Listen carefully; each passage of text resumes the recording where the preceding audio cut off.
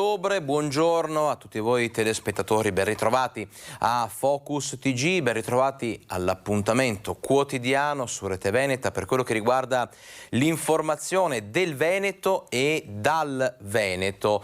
Un'ora e mezza di diretta per raccontarvi tutto quello che è successo, tutto quello che sta succedendo nel nostro territorio, un'ora e mezza per dare spazio alla cronaca, all'attualità, alla politica, alla sanità e con i nostri immancabili collegamenti in diretta insieme ai nostri colleghi giornalisti nelle varie province del territorio.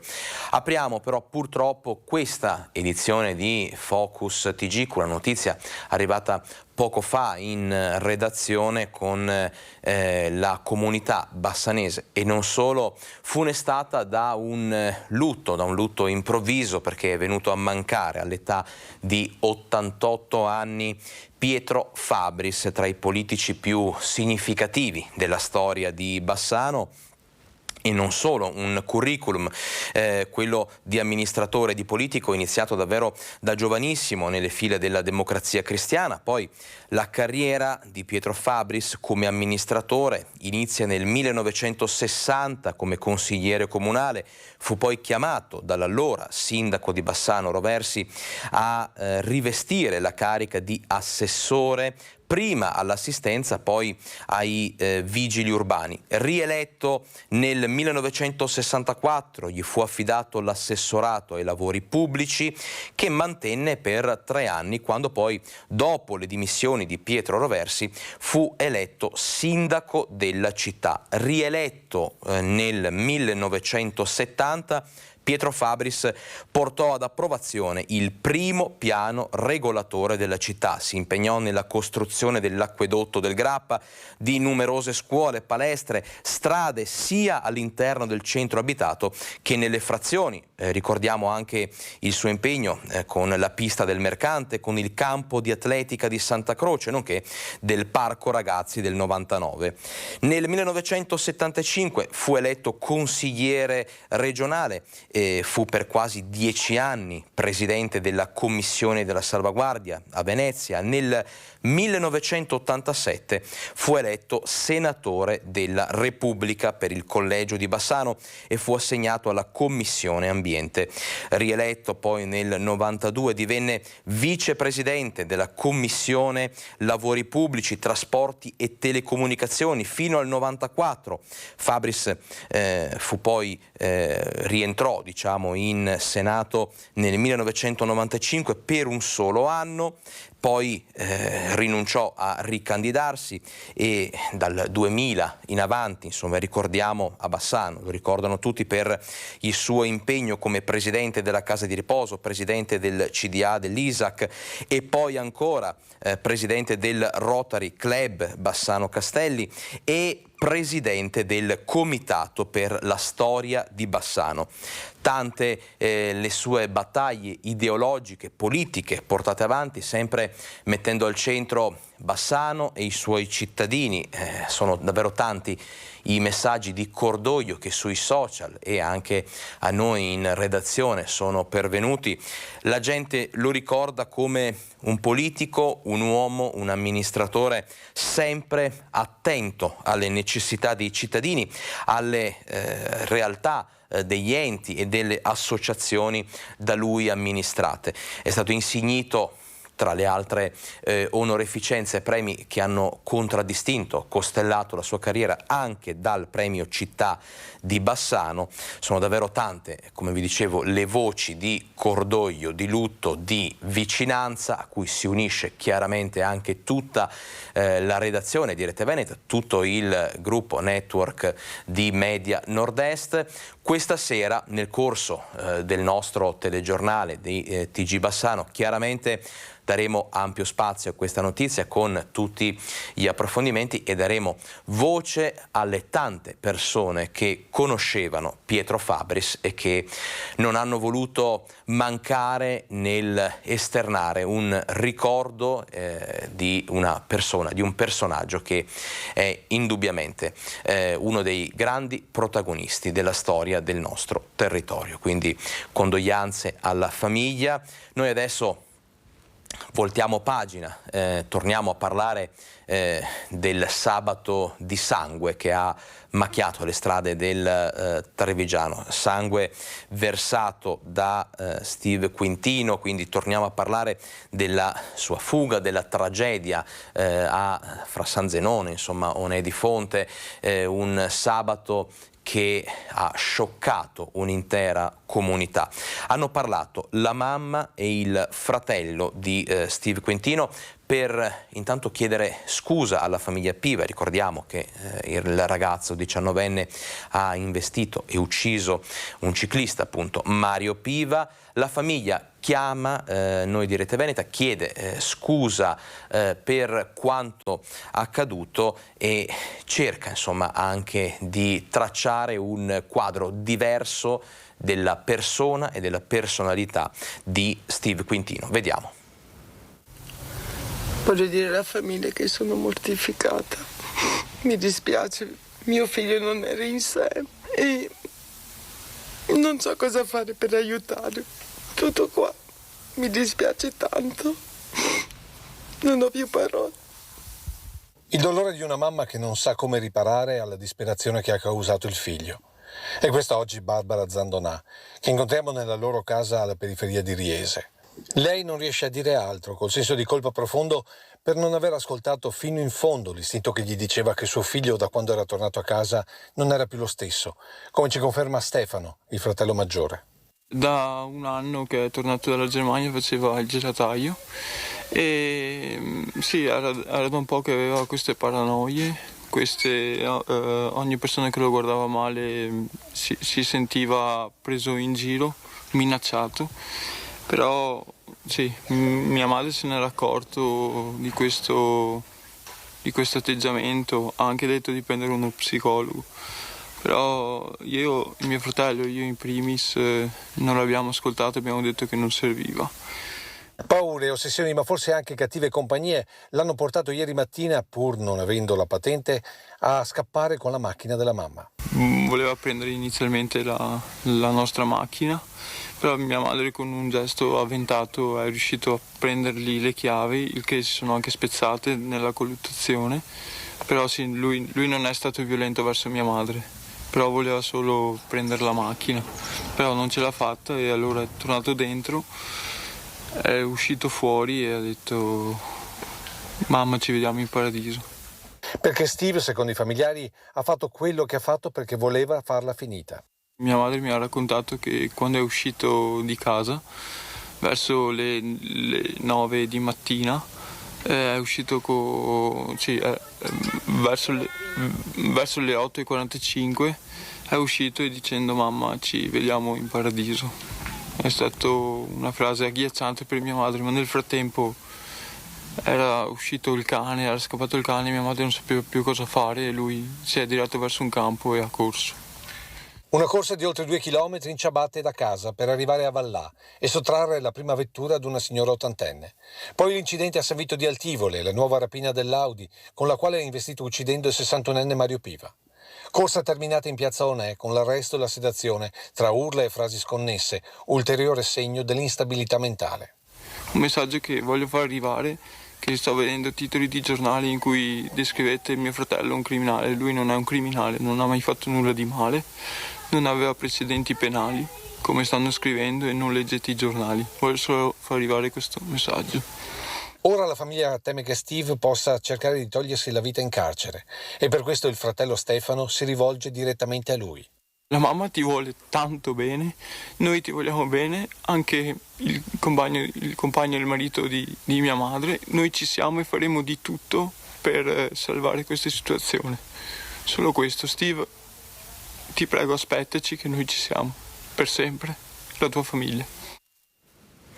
In queste giornate di profondo dolore che uniscono la comunità di Lori a quella di Riese, è il sindaco del paese dove viveva la vittima a chiedere a tutti di fare una riflessione profonda, attenta sulla vicenda.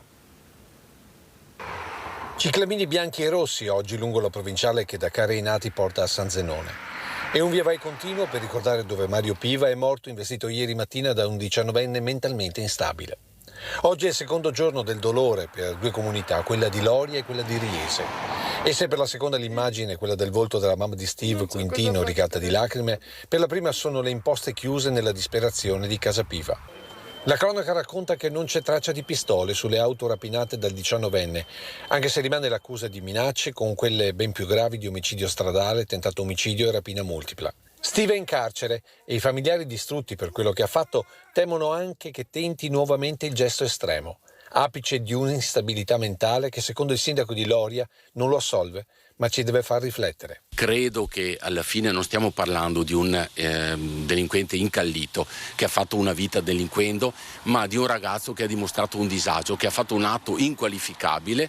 Ma allora la domanda che mi pongo io è: siamo pronti ad affrontare questi tipi di disagi? Perché per il sindaco Baggio la vicenda di Steve Quintino non è che la punta di un iceberg. Temo che non sia un caso singolo. Io vivo da amministratore quotidianamente dei fatti magari meno gravi, ma che comunque vanno a toccare anche la mia comunità, e quindi credo che ci sia il rischio che sia una diga che proprio sta per rompere, nel senso che il disagio minorile c'è, il disagio giovanile c'è, e noi dobbiamo assolutamente cominciare a pensare un qualcosa per prevenire questo disagio. Sindaco che lamenta come manchino strutture sanitarie dedicate a queste situazioni.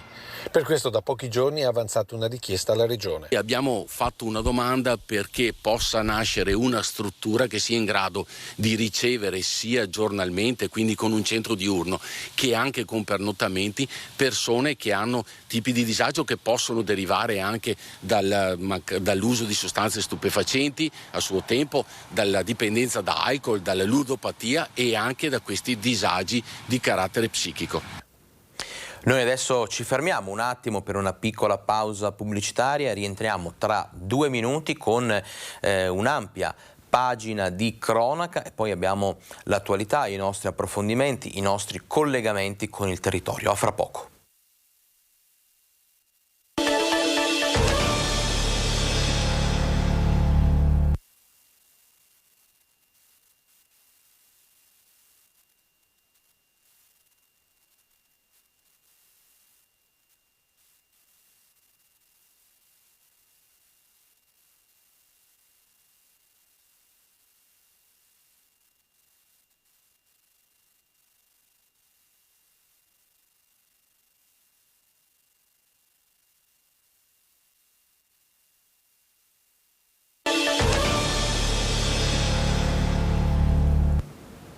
Ben ritrovati in diretta con Focus TG, come vi dicevo ampio spazio alla cronaca e sono ore di apprensione per i familiari di Daniela Primon, che è un medico fisiatra di riferimento per quello che riguarda l'ULSS dell'Alta Padovana. Questo perché? Perché si è verificato un incidente lungo la A13, incidente in moto, gravissima è appunto la dottoressa. Vediamo.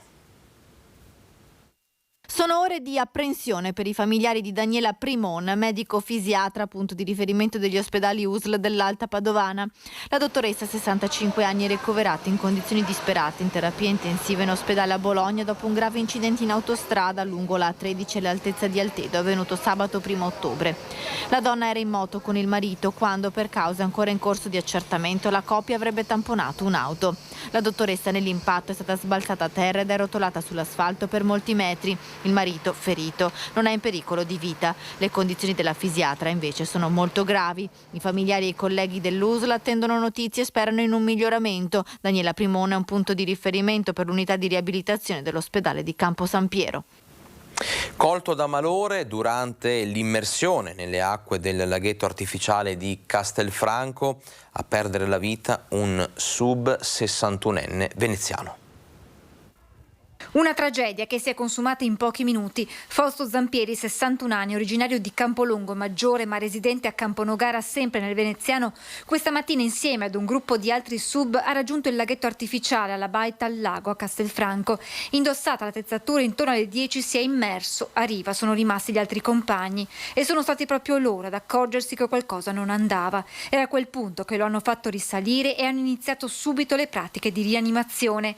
Tra i primi ad arrivare il titolare personale del ristorante con un defibrillatore. Ho portato giù il defibrillatore, però era già troppo tardi perché si è sentito male giù. E dopo, come mi hanno detto loro, dopo non so, ho cominciato a pompare, c'era anche un medico là, però così è successo. A guidare le prime manovre di rianimazione un medico presente sul posto. Sul gruppo c'era un medico, ha fatto di tutto, è arrivato l'elicottero, l'ambulanza, però non c'è stato niente da fare. I tentativi di rianimare Zampieri sono poi proseguiti con i sanitari del SUEM intervenuti, con l'elicottero e un'ambulanza, ma purtroppo per il 61enne non c'era più nulla da fare. Forse all'origine della tragedia un malore che avrebbe colpito l'uomo durante l'immersione. Sul posto anche i carabinieri della locale stazione per ricostruire quanto accaduto. Alla baita al lago nel frattempo sono arrivate anche le figlie e la moglie di Zampieri travolte dal dolore. Una notizia, quella della scomparsa del sub, che ben presto è giunta a Camponogara, dove viveva. Esprimo il mio cordoglio e quello di tutta l'amministrazione comunale per la morte di Fausto Zampieri. Sono vicino alla famiglia. Le parole del sindaco Antonio Fusato. Ed è scomparso ieri all'età di 91 anni Monsignor Canuto Toso, fondatore e anima dell'associazione Trevigiani nel mondo. Tanti i messaggi di cordoglio per quello che era considerato un po' da tutti il prete degli emigranti. Si è spento a 91 anni nella tarda serata di ieri nella casa del clero dove viveva da anni Monsignor Canuto Toso, per tutti il parroco degli emigranti. Originario di San Martino di Luperi, era stato ordinato sacerdote nel lontano 1957 e per molti anni è stato direttore dell'ufficio diocesano Migrantes. Nel 73 fondò l'associazione Trevigiani nel mondo come punto di riferimento per chi era partito dalla Marca a catar fortuna. Accanto a lui un altro volto dell'associazione diffusa in tutti i continenti. Riccardo Masini, per oltre 20 anni direttore dell'associazione. Più che un braccio operativo, forse l'alter ego laico di Don Canuto. E non a caso oggi pomeriggio Masini lo ricordava così. Una parola, un ritratto. Intanto Don Canuto ascolta quasi, è la prima volta che non siamo insieme come al solito. Comunque capisco che te sei con me.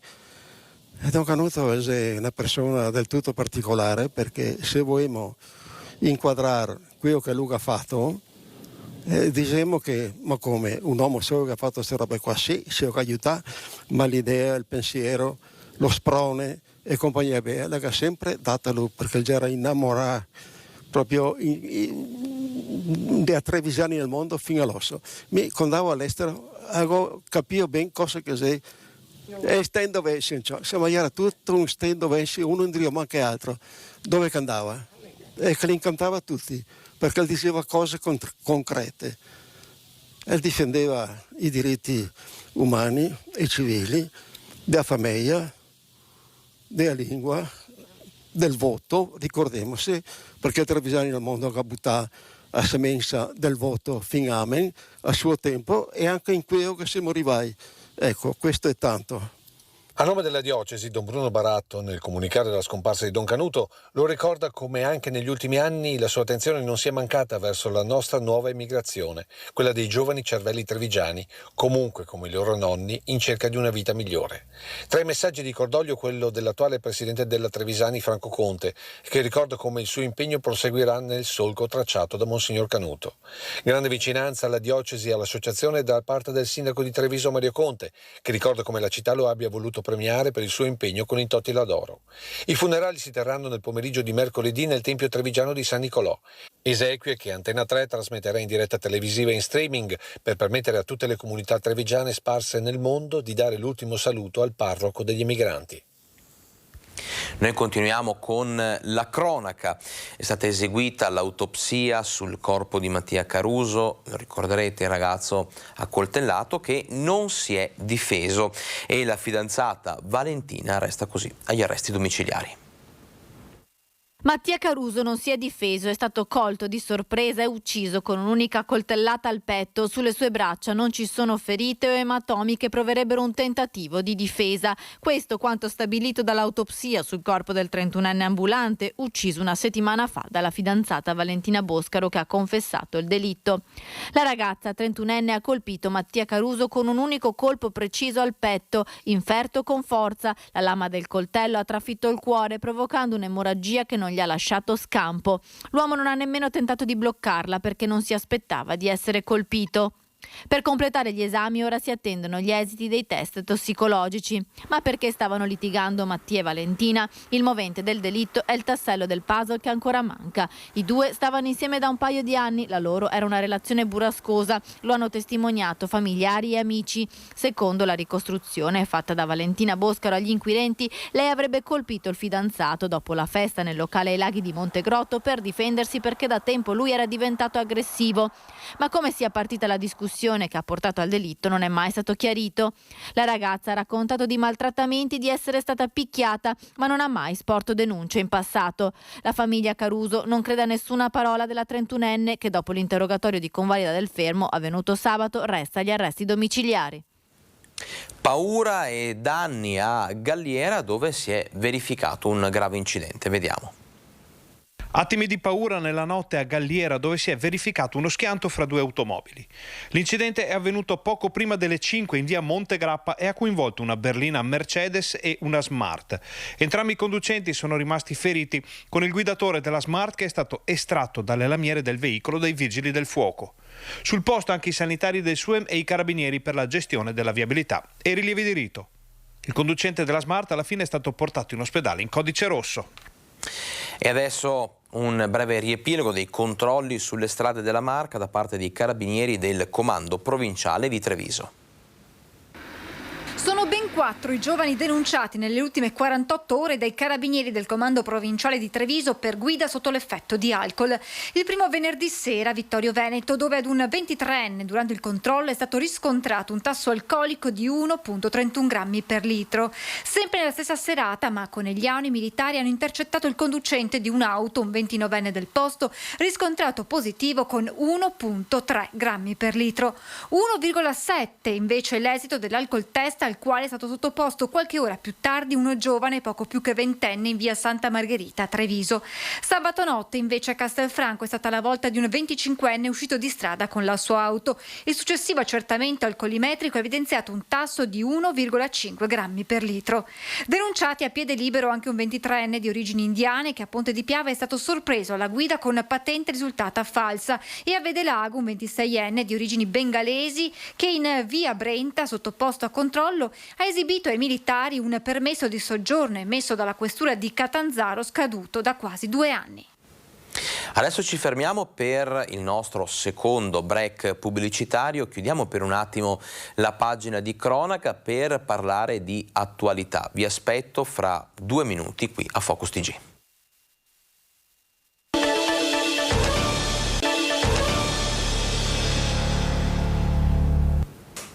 Sono quasi le 12:30, siamo in diretta con Focus TG, ben ritrovati all'appuntamento come sempre, come ogni giorno, con l'informazione e l'approfondimento del nostro territorio. Ebbene, dopo la prima parte del nostro Focus TG, interamente dedicata alla cronaca, adesso parliamo di attualità che, lo raccontiamo da mesi, è strettamente legata a problemi che riguardano famiglie, amministrazioni comunali, enti, associazioni, commercianti, esercenti, insomma problemi, avete intuito, che fanno riferimento al rincaro dei costi, dalle bollette fino alle materie prime. Sono davvero tanti quelli che stanno attraversando un periodo di difficoltà. Spesso abbiamo citato proprio le amministrazioni comunali, perché anche i comuni soffrono e gli aumenti di luce e gas, come vedremo nel prossimo servizio, preoccupano i sindaci sia per le conseguenze sull'amministrazione sia per la tenuta sociale. Dobbiamo ancora renderci conto realmente di quello che sta per arrivare, perché sta veramente per arrivare una valanga. La preoccupazione del sindaco di Oderzo Scardellato è quella condivisa dagli altri colleghi. Gli aumenti incontrollati di luce e gas stanno mettendo a dura prova i sindaci, da un lato alle prese con il caro bollette dei municipi, dall'altro con le difficoltà che vivono i cittadini nel territorio. Abbiamo le prime famiglie che vengono a bussare alla porta chiedendo aiuti, ammette il sindaco di Villorba. Non vorremmo alzare le tasse, non abbiamo nessuna intenzione di alzare le tasse, però finché ce la faremo aiuteremo chi ha bisogno. Casse comunali che rischiano di andare in difficoltà di fronte all'impennata dei costi. Per il municipio di Paese si contano 130.000 euro in più per l'energia elettrica e così si tenta di limitare i consumi. Da ieri ridotta l'illuminazione dei punti luce. Dopo la mezzanotte verranno alternati un punto luce sì e uno no. E gli edifici comunali verranno spente le illuminazioni durante la notte, i parchi pubblici. Tentiamo intanto con queste misure. Ma la grande preoccupazione riguarda le prossime bollette del gas. Al prossimo anno dovremo prevedere un 700.000 euro solo di spese di riscaldamento, questo ci spaventa. Costi lievitati anche a Ponte di Piave. La preoccupazione soprattutto del riscaldamento, che ci dice l'azienda dovrà essere sicuramente duplicato rispetto a quello che avevamo lo scorso bilancio. Ma c'è un altro aspetto che l'Associazione Comuni Marca Trevigiana ha portato all'attenzione del governo e riguarda l'accoglienza dei rifugiati ucraini. Arrivano dei nuovi fondi sì, ma per i nuovi arrivi, e per quelli esistenti abbiamo necessità di dare alcune risposte necessarie e fondamentali per il territorio.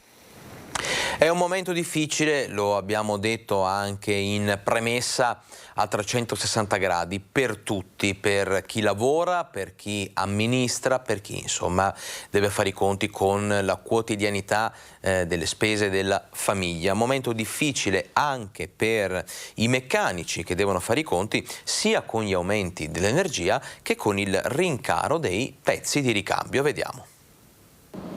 I veneti negli ultimi 2 anni hanno notevolmente ridotto di un 40% gli spostamenti in auto, con la vettura privata che viene utilizzata sempre più spesso per necessità e sempre meno per gite fuori porta. Un indicatore delle difficoltà che le famiglie affrontano prima per la pandemia, ora per gli aumenti. E questo minore utilizzo dei veicoli ha effetti a cascata anche sui meccanici. La nostra conseguenza è che minor utilizzo della vettura, diciamo così, nella strada vuol dire minore percorrenza. Minore percorrenza vuol dire ridurre i tagliandi. E non hai più un tagliando, diciamo, approfondito, ma hai un tagliandino ridotto. Le difficoltà economiche spingono le famiglie a posticipare il momento della sostituzione della vettura e chi invece decide di affrontare la spesa deve fare i conti con tempi di consegna anche di 1 anno. Difficoltà poi quando si porta la propria macchina a riparare con i pezzi di ricambio che a volte subiscono ritardi. Si cominciano a subire e sentire, diciamo, i rallentamenti perché chiaramente anche chi spedisce eccetera cerca di raggruppare, diciamo, di evitare viaggi a vuoto eccetera. Primo. Seconda cosa, i costi del carburante hanno inciso sui costi anche di quasi tutti i ricambi. Aumenti che ricadono sul cliente finale. E magari un aumento del 10-15% su quello che è il listino ricambi e sempre cose, sono quasi tutte le aziende che in questo momento lo stanno operando. A questo si aggiungono i rincari che gravano anche sui costi gestionali delle officine, perché se si attendono con preoccupazione le prime bollette invernali del gas, ci sono quelle per l'elettricità raddoppiate. Una parte cerchiamo di accorparcela sulle nostre spalle, però chiaramente magari se è un 10% di aumento, un 5 te lo prendi e un 5 lo devi scaricare. Salasso che insomma colpisce anche le tasche dei vicentini, le tasche di chi giornalmente va a fare la spesa. In 1 anno, pensate, i prezzi al consumo sono aumentati in media del 9,1%, ma ci sono dei picchi con alcuni prodotti addirittura rincarati del 30 e più per cento. Noi siamo andati a raccogliere proprio la voce dei vicentini per chiedergli come stanno affrontando questo momento di crisi e di ristrettezza. Vediamo. Vola la spesa nel carrello dei vicentini che vedono sul podio dei rincari frutta, verdura, bevande analcoliche, un salasso per il portafoglio, come rilevano i dati dell'ufficio statistica del comune relativi al mese di agosto. Prezzi dei beni alimentari che continuano a salire di mese in mese con una variazione annuale arrivata al più 11,5%, dove spicca la variazione di un più 12,7% relativa ai vegetali. Tutto, nell'alimentare si arriva anche al 30-35% di incidenza. Quindi. Frutta e verdura particolarmente o che cosa? Sì, ma anche i primari, quindi la farina, la pasta, veramente un aumento in generale su quasi tutto. Io adesso in questo momento mi sono resa conto della frutta e della verdura, perché io ne mangio tanta, che è aumentata, quella sì. 2 pezzi di pane piccoli, 2 euro.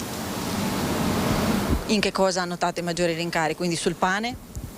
Quando rincaro il pane siamo a posto. Frutta, verdura, che cosa? Ah beh, neanche parlare. Su quasi tutto, praticamente tutto, dalla pasta al supermercato, le bollette, qualunque cosa, anche il mercato. Cosa incide di più? Benzina, bollette, alimentari? Alimentari e bollette sicuramente. Ad incidere maggiormente sul costo della vita restano le voci relative ad abitazione, acqua, elettricità e combustibili, il cui aumento in un anno è del più 34%. Il dato mensile in maggiore aumento è quello riferito al gas. Decisamente le bollette sia acqua, luce e gas. Quanto? Tanto, ma veramente anche il triplo. E come se ne viene fuori? Nel senso, si stringe su altro, su che cosa? Si spende magari un po' meno su quello che non serve. Variazione annuale al rialzo anche per la voce trasporti, in cui tra i dati rilevati a livello locale, quello congiunturale in maggiore aumento è quello delle biciclette. Rincarano anche i servizi ricettivi e di ristorazione, in cui il dato in maggior aumento mensile è quello relativo alla voce servizi di alloggio. Un agosto in cui i prezzi al consumo per i vicentini hanno pesato del 9% in più rispetto allo stesso mese dello scorso anno. E sapete che noi di Rete Veneta abbiamo come mission quella di dare voce ai cittadini, voce a chi insomma ha bisogno di farsi ascoltare e a chi ha bisogno di raccontare, che siano segnalazioni, che siano notizie, che siano problemi o necessità. Detto questo, adesso appunto continuiamo a dar voce ai veneti, ai cittadini, ci spostiamo a Bassano perché anche in questo caso abbiamo continuato il nostro tour, la nostra inchiesta su quanto difficile sia far fronte alle spese, agli aumenti di questo periodo. Il rincaro delle bollette preoccupa e non poco i cittadini che ci dicono come faremo quest'inverno. Chissà, vediamo.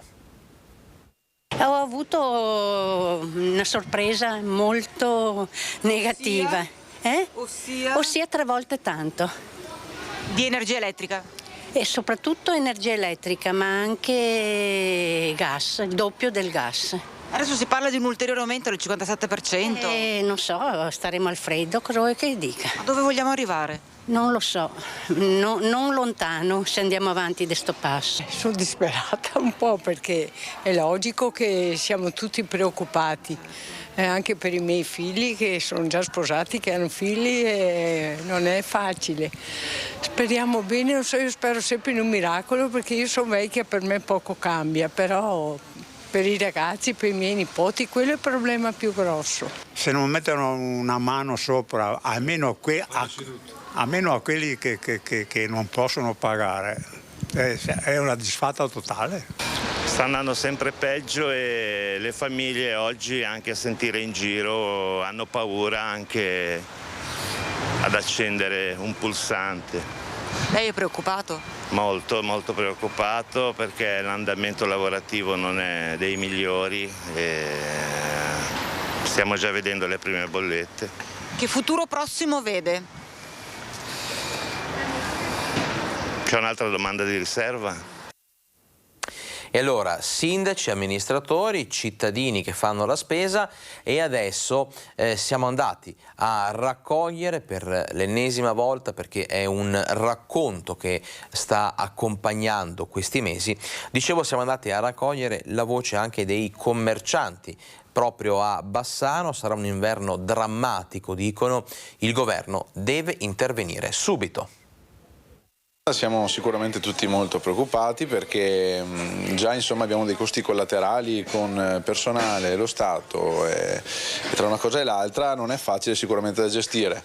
Quello che sta arrivando e quello a cui dobbiamo far fronte per l'energia gas, l'energia luce sicuramente è preoccupante, anche perché non possiamo sicuramente alzare i prezzi in maniera troppo esponenziale e dobbiamo anche attenerci a quelle che sono le tasche. E come puoi vedere anche noi oggi qua non abbiamo clienti, chiudiamo perché le bollette sono aumentate il doppio, poi vedremo quest'inverno con il gas, con il riscaldamento cosa si fa. Logicamente puoi ritoccare un po' i prezzi, i giornali noi non possiamo ritoccarli, abbiamo qualcosa di cancelleria, però non puoi aumentare più di tanto, insomma, ecco, sarà un problema. Cerchiamo di tenere duro e speriamo il governo ci dia una mano, insomma, a tutti a risolvere questa situazione che è veramente drammatica, insomma. Sarà un inverno molto molto tosto. Dal punto di vista commerciale vedrò una grande flessione, perché purtroppo se prima la gente spendeva X, adesso spende la metà di X, perché comunque prima giustamente si deve scaldare, le bollette incideranno moltissimo proprio come guadagni per le attività. Anche nel mio settore ho visto comunque un calo del 10% fino adesso. Il caffè è la seconda bevanda più bevuta al mondo, però se uno deve scegliere paga la bolletta e beve meno caffè. Ci fermiamo per una piccola pausa pubblicitaria e rientriamo ancora per dare spazio a questa tematica del rincaro dei costi, poi l'attualità, i nostri collegamenti, ancora cronaca, costume, spettacolo, sport, tutto questo nella seconda parte di Focus TG.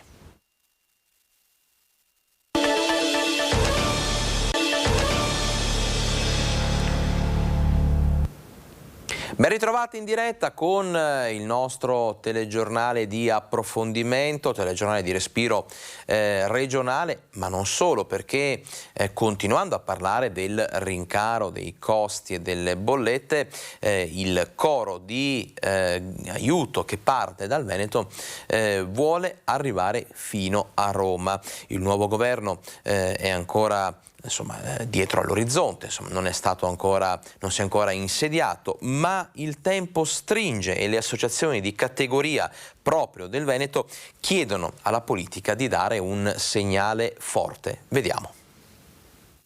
Il nuovo governo deve ancora insediarsi, ma le richieste di intervento sono già tante, a partire dalla crisi del rincaro bollette.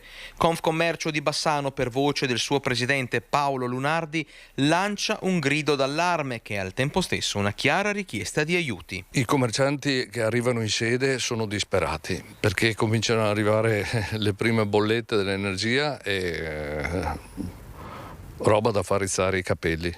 Pensiamo che 2 anni dovremmo soffrire per quanto riguarda l'energia e dopo bisogna assolutamente metterci le mani alla burocrazia. Una vera e propria emergenza economica e sociale. La priorità per Lunardi è chiara. Fare in modo che non ci sia una moria di imprese come pensiamo per i prossimi 2 mesi, perché non riusciamo a percepire cosa succederà con questo aumento dell'energia.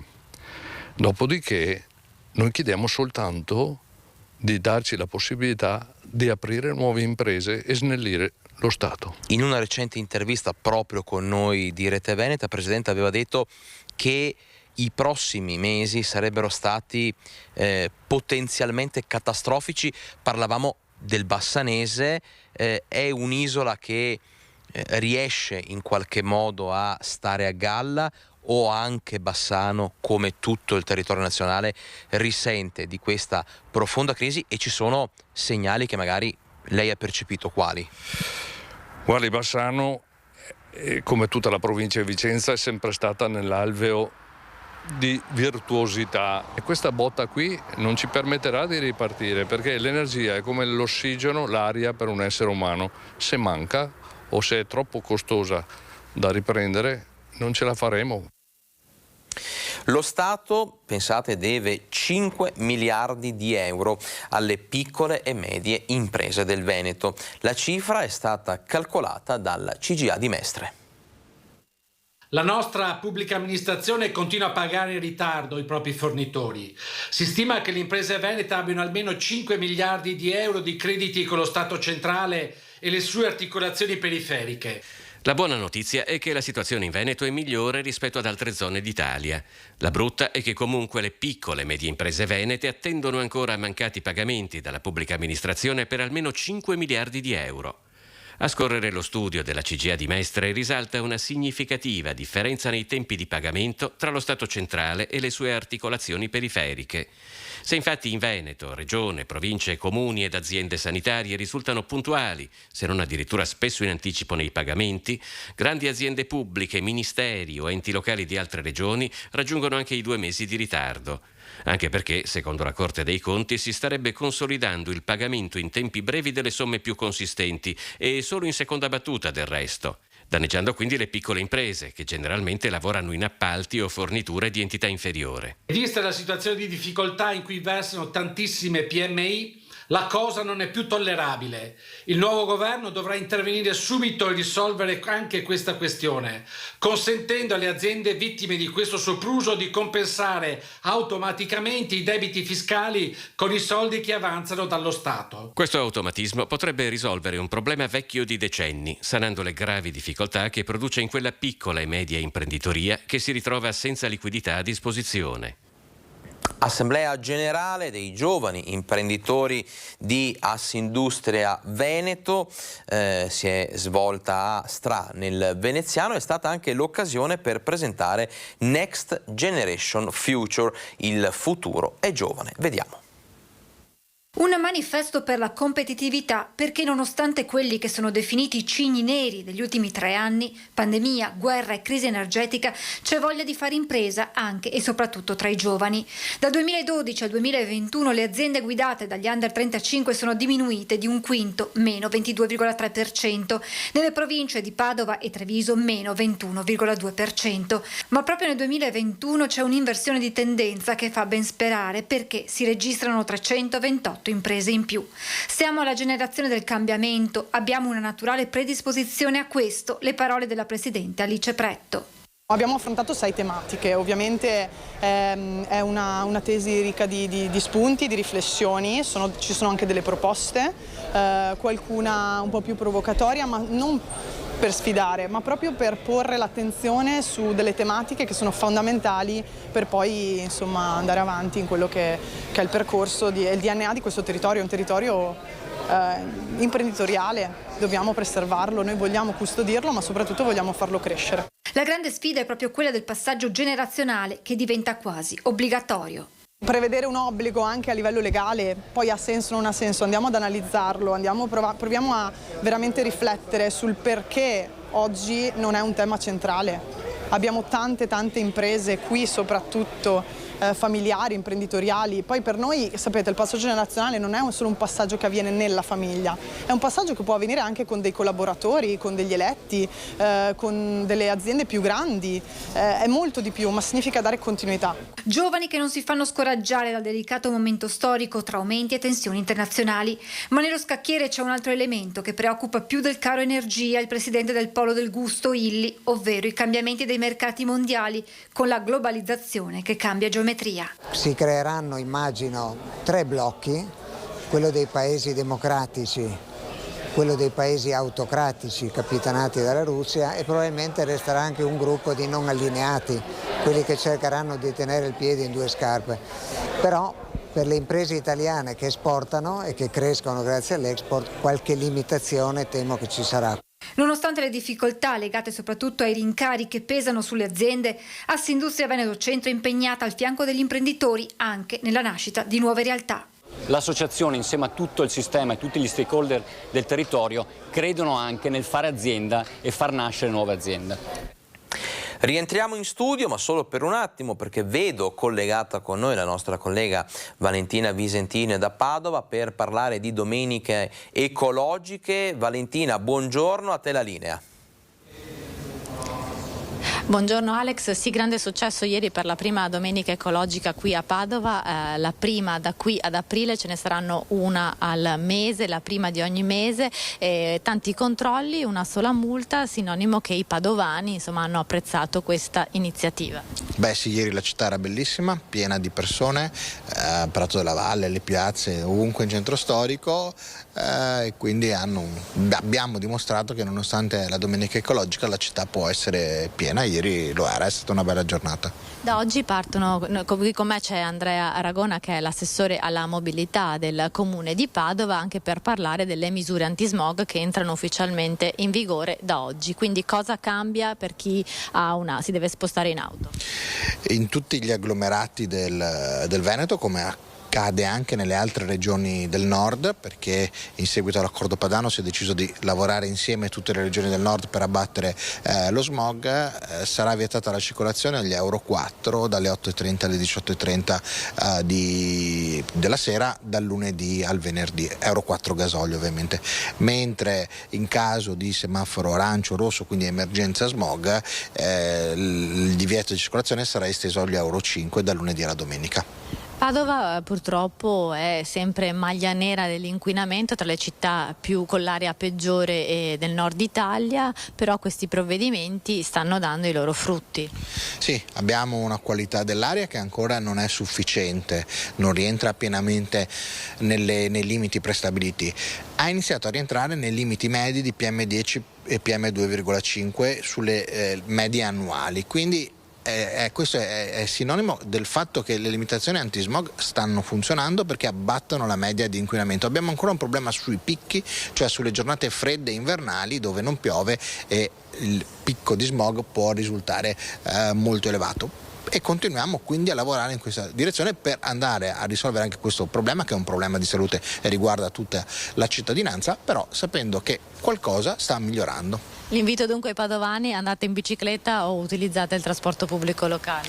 Esattamente, già moltissimi padovani si muovono in bicicletta, quindi è un mezzo sostenibile, lo utilizzano in tanti, e tra l'altro col caro carburante che c'è in questo periodo abbiamo segnali che molte persone decidono di rinunciare alla macchina proprio per utilizzare un mezzo più ecologico ma anche più economico. Allora da Padova è tutto. Alex, restituisco la linea allo studio. Grazie Valentina Visentini, grazie anche all'assessore. Abbiamo ascoltato adesso proprio da Padova le parole della nostra collega Valentina Visentini. Grande successo per la domenica ecologica, grande successo al Lido di Venezia per la prima edizione del Venice Lido Beach Trail, una nuova manifestazione che ha una particolarità: 2 percorsi di gara da 11,5 km che non avevano nemmeno 1 metro di asfalto. Igor Fontanella e Beatrice Casagrande sono stati i vincitori assoluti della corsa di 11 km nella prima edizione del Venice Lido Beach Trail, ultima nata di Venice Marathon, con la particolarità unica, sia per la corsa da 11 km che per quella da 5 km, di non attraversare nel suo percorso nemmeno un tratto di asfalto, ed è stato un grande successo per la gara chiusa a 500 atleti. Buona la prima, come si dice quando si fanno i film e le scene. Noi usciamo da questa esperienza con un grande entusiasmo e la consapevolezza che questa gara può diventare una grande realtà sportiva, ma anche di promozione turistica, di un turismo diverso al Lido di Venezia, e quindi ci impegneremo al massimo per il prossimo anno. Una cosa bellissima, perché poi il maltempo che c'è stato stanotte la rende ancora più bella e affascinante, e comunque è la prima bella e grande corsa al Lido di Venezia. Esauriti tutti i pettorali della gara principale, mentre la Family Run non competitiva ha avuto altre 300 iscrizioni. Quartiere generale della manifestazione il Blue Moon, con accoglienza di Venezia Spiagge. La parola ai primi 2 classificati della gara maschile e alla vincitrice della corsa femminile. Molto bello, era dura la sabbia perché non riuscivi tanto a correrci, però poi c'era un paesaggio spettacolare. Oggi è stata una giornata molto bella, un contesto spettacolare, abbastanza dura la corsa sulla sabbia anche perché non sono preparato a questo genere di tracciato, però dai, mi sono difeso bene. Un percorso bellissimo e l'organizzazione è pazzesca, veramente la segnalazione era perfetta e bellissimo anche tutto il tifo e l'atmosfera.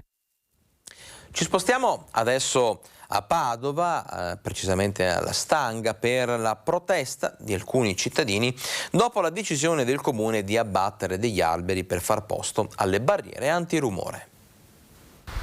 Inquinamento acustico, alberi, barriere antirumore sono gli ingredienti di una vicenda che coinvolge alcune famiglie della Stanga a Padova, le cui case si affacciano sulla trafficatissima via Friburgo. L'amministrazione comunale ha deciso di posizionare alcune barriere per proteggere i condomini dall'inquinamento acustico, ma per farlo deve abbattere una novantina di alberi lungo il passaggio di strada e ferrovia. Nasce però la protesta di alcuni residenti, convinti che le barriere non serviranno perché troppo basse e contrari all'abbattimento degli alberi, grandi e alti, sostituiti sì da 400 nuove piante, ma più piccole e quindi non considerate efficaci per garantire ombra e pulizia dell'aria. Battere 94 alberi ad oggi è anacronistico, non è assolutamente possibile perché realmente gli alberi fanno già da barriera fluorescente, ma peraltro vanno a spendere 600.000 euro per realizzare una barriera alta 6 metri a fronte di palazzi alti 18 metri. Nello spazio interessato si dà un appuntamento a una quarantina di residenti con il comitato Stanga a spiegare le ragioni della polemica con il comune e un po' a sorpresa si presenta proprio il vice sindaco Andrea Michalizzi, pronto a confrontarsi con i padovani e a rispondere ai dubbi. Se avessi posizioni preconcette e qualcosa da nascondere, dice, non sarei nemmeno venuto qui. Il comitato intanto fa le sue proposte. Noi abbiamo fatto delle proposte alternative che sono meno invasive e che vanno a toccare gli alberi. Sono barriere verdi alte 9 metri in prossimità della fonte sonora, per cui è molto meno invasiva, molto più efficace e si spenderà la metà.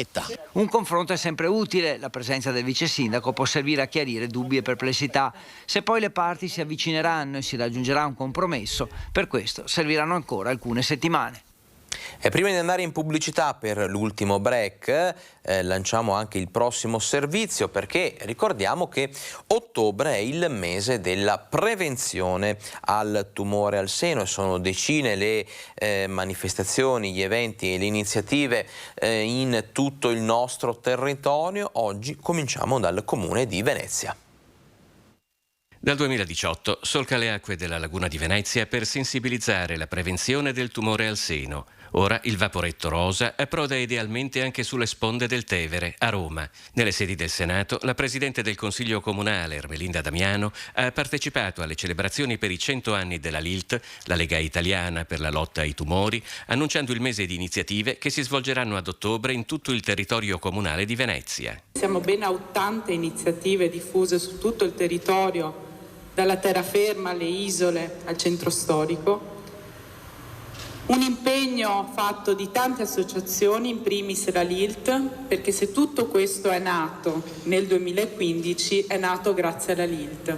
Secondo il presidente nazionale della LILT, Francesco Schittulli, solo quest'anno in Italia si prevede la diagnosi di circa 60.000 nuovi casi di cancro al seno. Una malattia che nel 95% dei casi è guaribile grazie ai progressi della medicina, ma anche grazie alla prevenzione e alla diagnosi precoce. Per questo serve maggiore informazione sul tema, perché, come ha detto Carlo Pianon, presidente della sezione LILT di Venezia, la prevenzione è vita. In questi anni abbiamo capito quanto sia drammatica la situazione, però noi vogliamo dare un messaggio di speranza. Il nostro obiettivo è far capire alle donne che la prevenzione è vita, la diagnosi precoce può aiutare a guarire questo male. Noi vogliamo che tutte queste donne non si sentano sole. Ci fermiamo, come detto, per l'ultimo break pubblicitario, rientriamo tra pochissimo, parleremo di sanità, attualità, costume, sport, spettacolo. A fra poco.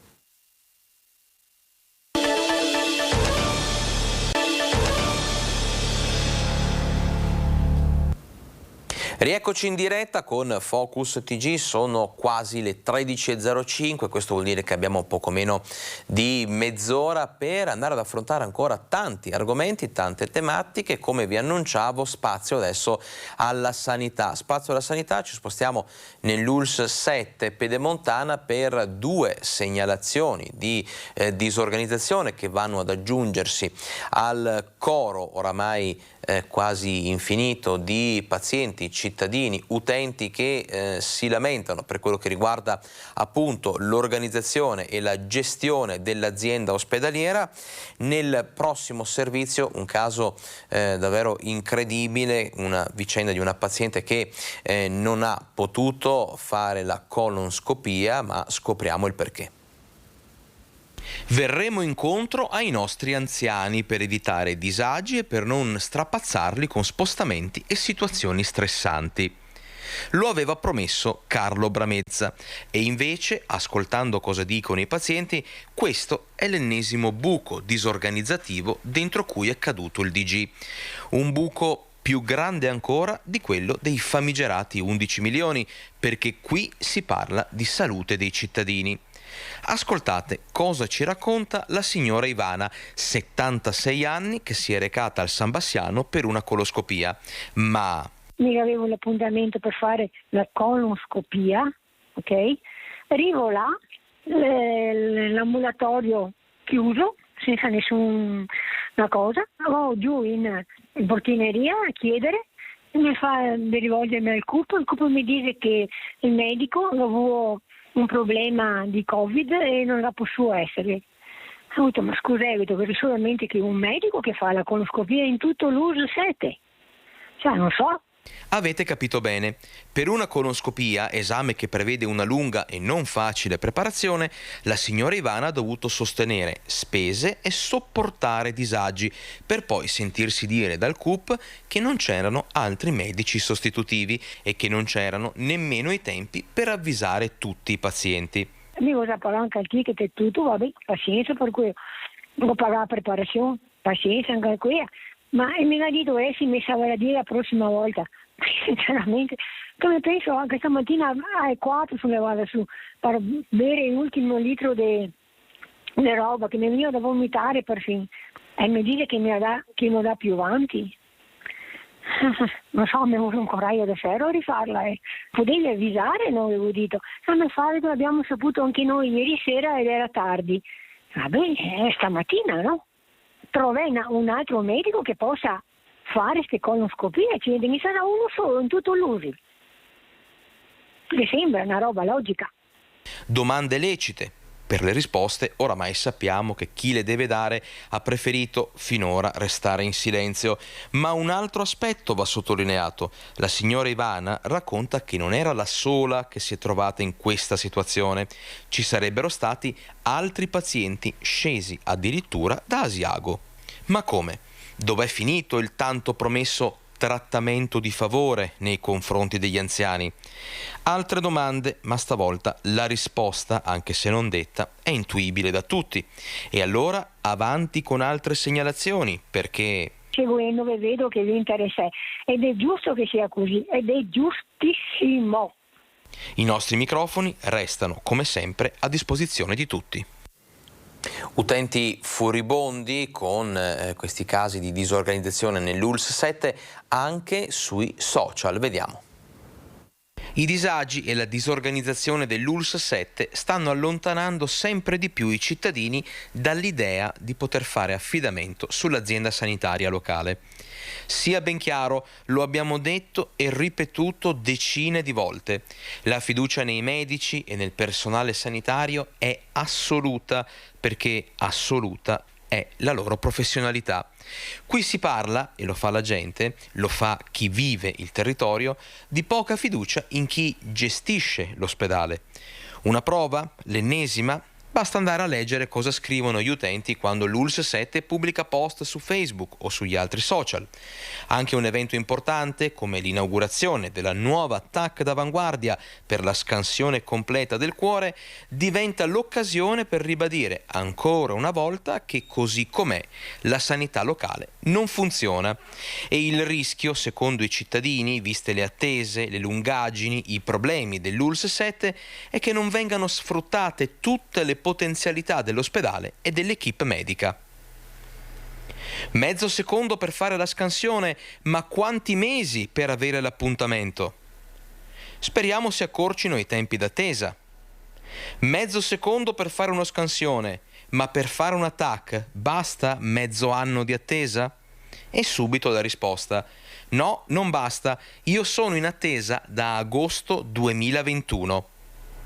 Bisogna rispettare i tempi d'attesa, tanto per non sentirci presi in giro.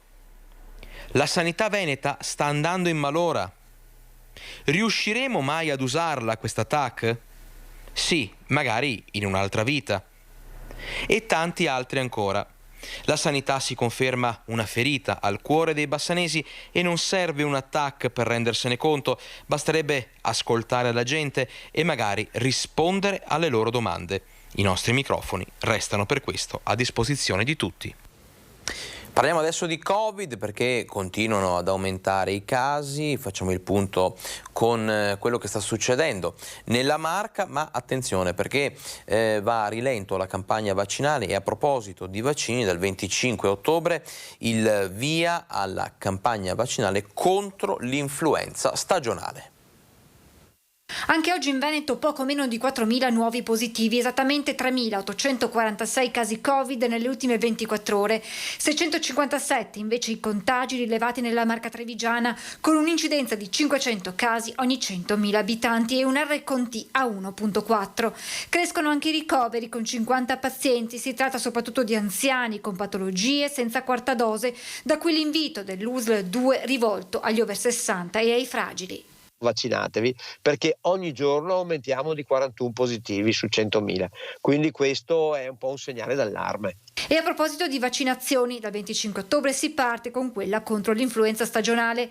Giovedì scorso il direttore generale ha incontrato i medici di base che hanno dato massima disponibilità ad effettuare le inoculazioni presso i propri ambulatori, così come le farmacie. Sarà poi possibile effettuare nella stessa seduta sia il vaccino contro il Covid che l'antinfluenzale. Quest'anno, dopo 2 anni dove l'influenza non ha imperversato perché avevamo le mascherine, sarà veramente preoccupante, per cui il vaccino ci protegge.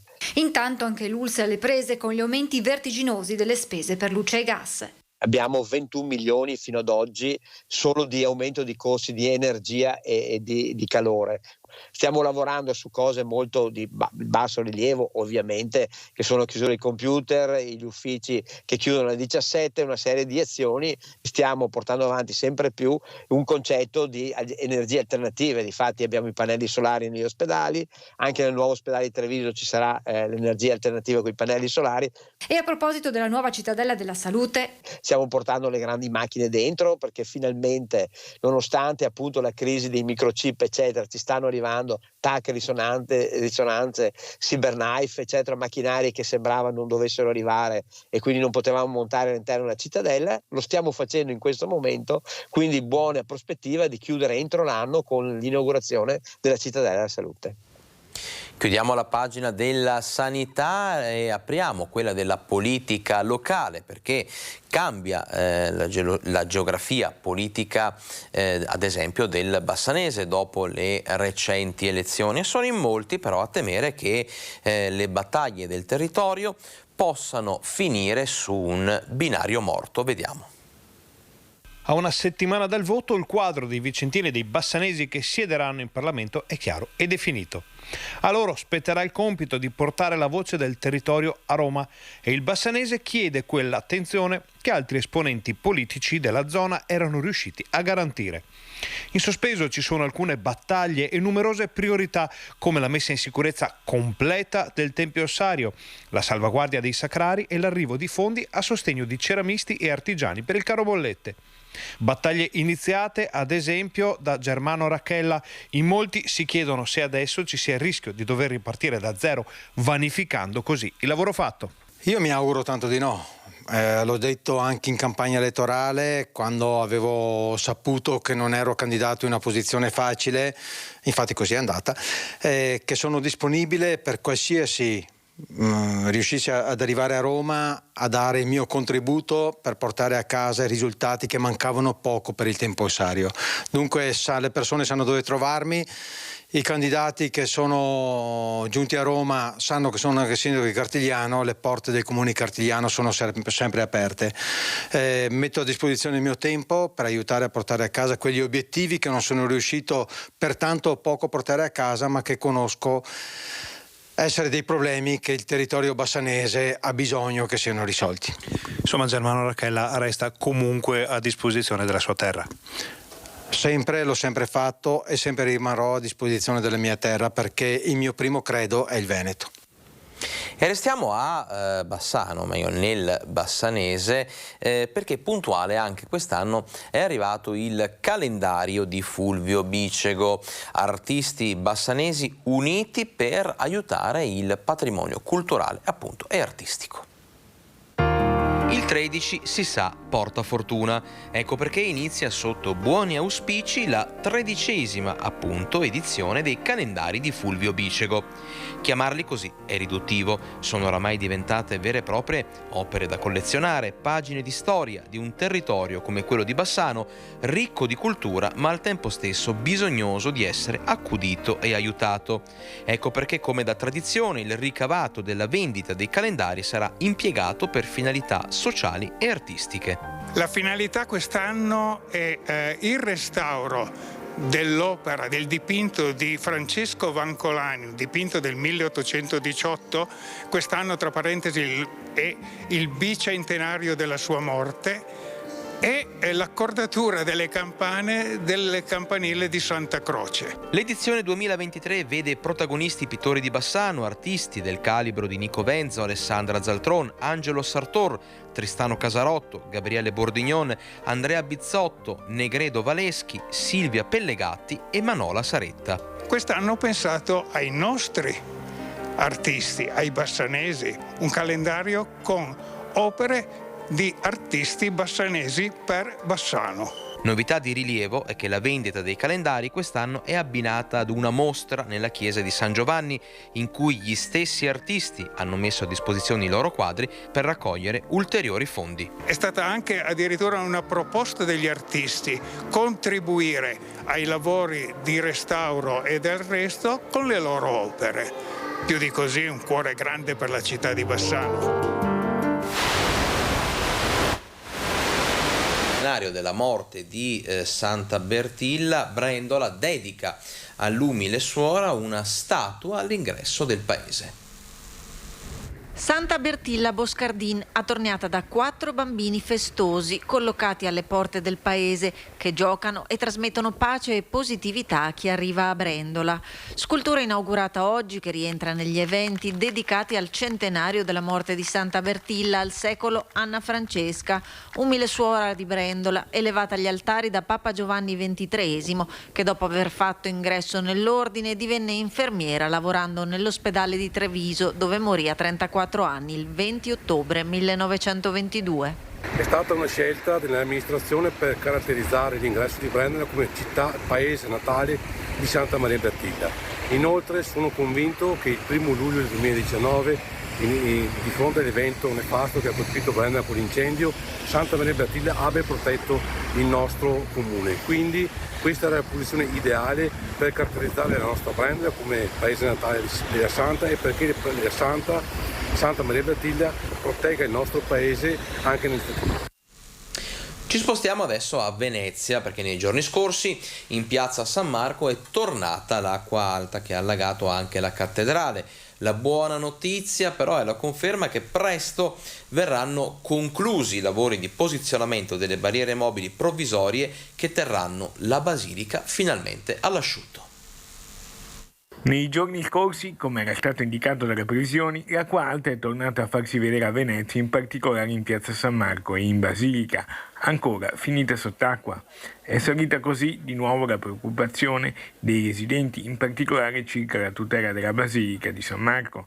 Le imprese che stanno procedendo alle installazioni delle barriere mobili provvisorie attorno alla Basilica hanno però confermato che entro la fine di questo mese l'intervento verrà ultimato. Inizia il mese di ottobre e possiamo dire che, fatti salvi imprevisti che a oggi però non si intravedono, entro la fine di questo mese il cantiere per la realizzazione della barriera in vetro a protezione della Basilica di San Marco troverà conclusione.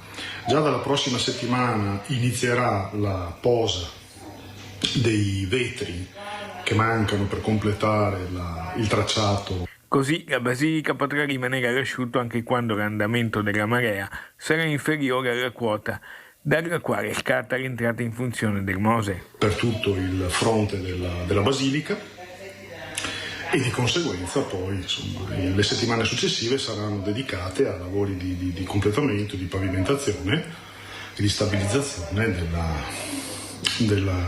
dell'opera. Quindi possiamo assolutamente dire che siamo in vista del traguardo. Un cantiere che è stato lungo, complesso e non senza ostacoli. E con la conclusione del mese di ottobre anche questa opera, che ha avuto un percorso accidentato e sofferto, che in qualche maniera ha dovuto pagare un prezzo anche abbastanza alto in quanto a problemi di cantiere e non solo di cantiere, sta vedendo il traguardo. Nel prossimo servizio un allarme lanciato da un viticoltore. Sentiamo. Giorgio ci ha chiesto, ma se io volessi farmi una bellussera? Beh, intanto ti darei subito dal matto. E in effetti nel mondo dei viticoltori chi pensa di realizzare o anche semplicemente mantenere una bellussera non viene considerato sano di mente, e non solo per questioni economiche. Perché tu non sai quante ore per ettaro ci vogliono. Secondo, c'è anche la legislazione che non lo prevede per tutte le varietà. Per il raboso lo prevede, per il resto assolutamente no. E qui, seppur per il primo difensore del raboso, sta la vera follia nel limitare lo sviluppo di quelle che vengono definite delle vere e proprie architetture storiche della viticoltura trevigiana. Potremmo quasi equipararle a delle ville venete, questo insieme di pali, fili di ferro e naturalmente vigne, innalzate da secoli solo nella piana che va dalle Dolomiti all'Adriatico. E guardandole dall'alto suscita ammirazione per chi le ha costruite nei secoli scorsi, pensando che non erano architetti o ingegneri, ma contadini, molte volte analfabeti. Pensare che i pali, un tempo di legno, non erano piantati ma appoggiati su pietre perché non marcissero, fa capire come una bellussera sia un equilibrio di tiranti calcolati per angolazione e distanza, perché sorreggano la crescita delle viti ad altezza utile per evitare che l'umidità del terreno rovinasse la maturazione dei grappoli. Sapienza e saggezza, studio e osservazione concretizzati in queste opere d'arte agricola, oggi meta per molti turisti. Bisogna dare una medaglia a chi pianta una bellussera, perché le ore per ettaro che ci vogliono, e poi è un atto di fede, è una conservazione del nostro patrimonio, della nostra civiltà, della nostra storia.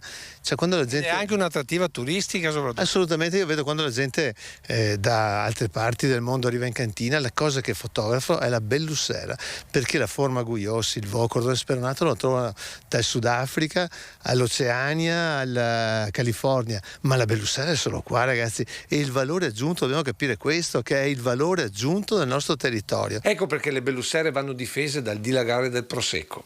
Il reddito di 25.000 euro dico per ettaro che ti dà il prosecco a fronte di 7.000 euro che ti dà il raboso, cioè chiunque direbbe lo togliamo subito, no? Ed è per questo che il rilancio delle bellussere deve passare per la promozione turistica di questo tesoro della nostra storia. Cosa bisognerebbe fare? Che in regione qualcuno scrivesse che la bellussera si può ancora piantare, coltivare con qualsiasi varietà e dare anche un premio a chi la pianta, perché veramente è un atto di fede grandissimo.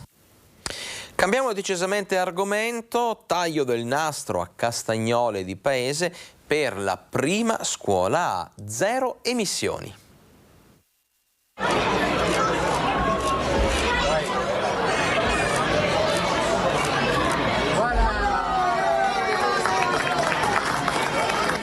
A Castagnole di Paese per l'inaugurazione della scuola primaria Pascoli dopo l'intervento di ristrutturazione. Si tratta del primo edificio scolastico e il primo di tutto il patrimonio edilizio comunale a consumi energetici pari a zero. I lavori da 2.300.000 euro, di cui oltre 1,5 milioni per la scuola e il restante per la nuova palestra, hanno interessato soprattutto l'efficientamento energetico, con il rifacimento della copertura, l'isolamento dei muri perimetrali, la sostituzione del vecchio impianto di riscaldamento con pompe di calore e l'installazione di pannelli fotovoltaici. Dotata anche di tutte le tecnologie per rendere gli ambienti di apprendimento digitali ed inclusivi. Abbiamo da poco ottenuto anche la banda ultralarga, il cablaggio delle aule. Ogni aula è dotata di smart, quindi con la possibilità di includere le tecnologie digitali alla didattica, una palestra completamente nuova e una grande attenzione all'ambiente, in quanto è una scuola che è ben isolata e quindi ha bassissime emissioni. Aule più spaziose, colorate, innovative, pronte ad ospitare i 236 giovani studenti. Gode anche di un'aula lettura, di un'aula disegno, aule peraltro spaziose dove i ragazzi possono davvero vivere a loro agio.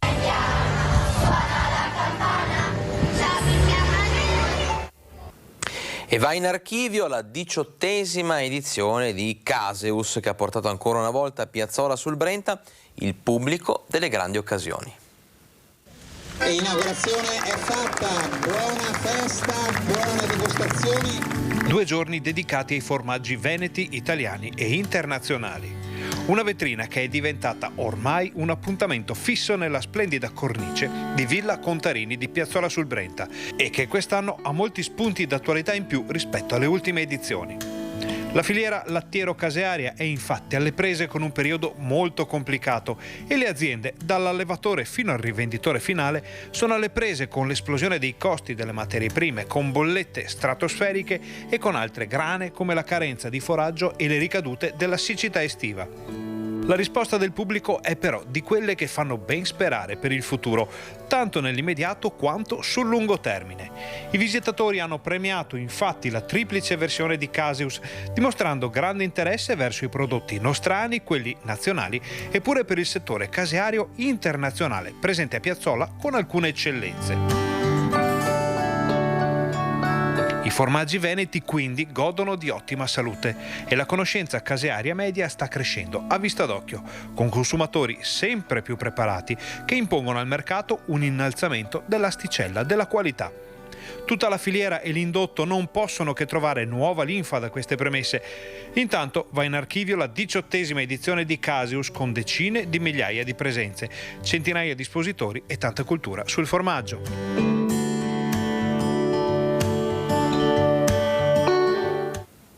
Ed è un vero e proprio boom quello che si registra nell'Alta Padovana per la coltivazione di una pianta poco conosciuta. Parliamo del luppolo, il principale ingrediente della birra.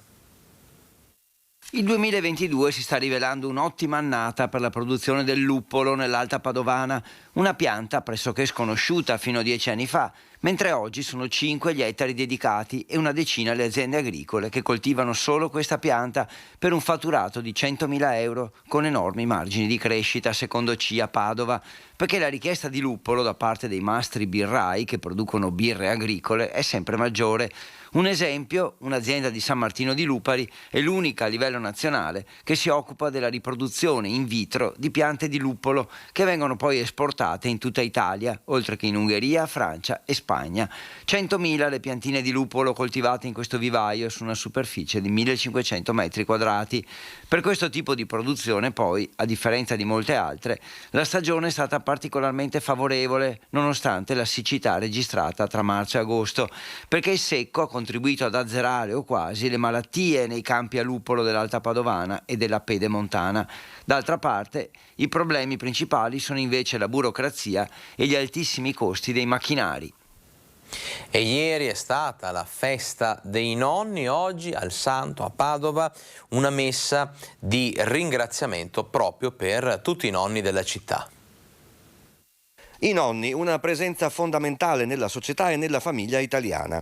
Senza anziani, sembra un controsenso dirlo, non c'è futuro. L'Italia li festeggia il 2 ottobre dal 2005 per legge. Poi c'è chi pensa all'aspetto spirituale di questa ricorrenza.